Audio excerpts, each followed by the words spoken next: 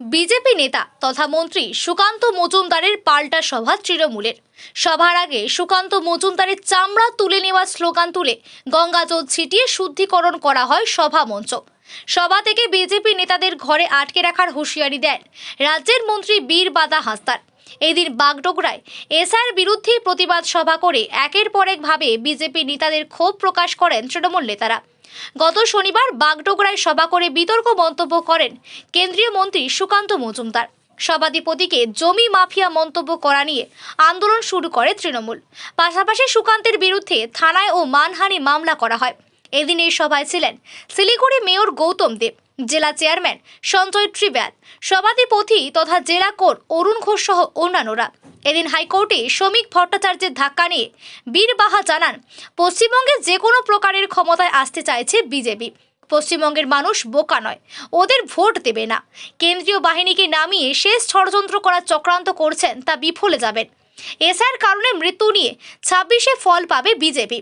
BJP মহিলাদের ঘরে বন্দি করার হুঁশিয়ারি দিলে আমি মহিলা হিসেবে চ্যালেঞ্জ নিয়ে ঘরে ঢুকিয়ে রাখার ব্যবস্থা করব। তবে সুকান্তের পাল্টা সভা নয়, আমাদের কর্মসূচি চলছে, আমাদের পাল্টা করছে তারা দেখাক দিকে। অমিত শাহের শিলিগুড়ি সফর নিয়ে তিনি বলেন, যারা মানুষকে লাইনে দাঁড়িয়ে হয়রানির কাজ করে তাদের সম্পর্কে কী বা বলা যায়। বাংলা জেতার জন্য এসআইয়ের বিজেপি করছে, এটা বাংলায় হতেই পারে না। বিজেপির চক্রান্তে জল ঢেলে দেওয়া হয়েছে। এসআইয়ের চক্রান্ত কাজ দেয়নি, তাই অভিষেক বন্দ্যোপাধ্যায় সেবাশ্রম ক্যাম্পে মাথা দেখাতে হবে বিজেপি নেতাদের। কি বলেছেন যে মেয়েরা স্বাবলম্বী হবে।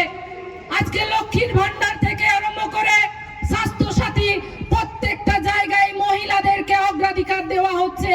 আজকে আমার মতো মহিলারা মন্ত্রী হতে পারছে। আজকে আমাদের মাননীয় মুখ্যমন্ত্রী মমতা বন্দ্যোপাধ্যায় 50% রিজার্ভেশন মহিলাদের করেছেন। আর কে এত সম্মান দিতে পারে? কেন্দ্রের সরকার তো বড় বড় ভাষণ দিল, এখনো পর্যন্ত 50% রিজার্ভেশন দেননি। উল্টে তারা কি বলছে? লক্ষ্মী ভান্ডার পেলে ঘরে ঢুকিয়ে দাও। এত মহিলাদেরকে সম্মান করেন তারা, মহিলাদেরকে সকাল থেকে সন্ধ্যা অপমান করেন। আমাদের রাজ্যের মাননীয় মুখ্যমন্ত্রী মমতা বন্দ্যোপাধ্যায়কে যেভাবে কুৎসিত ভাষায় অপমান করেন, আমাদের মনে হয় যে আমাদেরকে আরো বেশি করে সজাগ হতে হবে। যদি আমাদের প্রিয় মুখ্যমন্ত্রী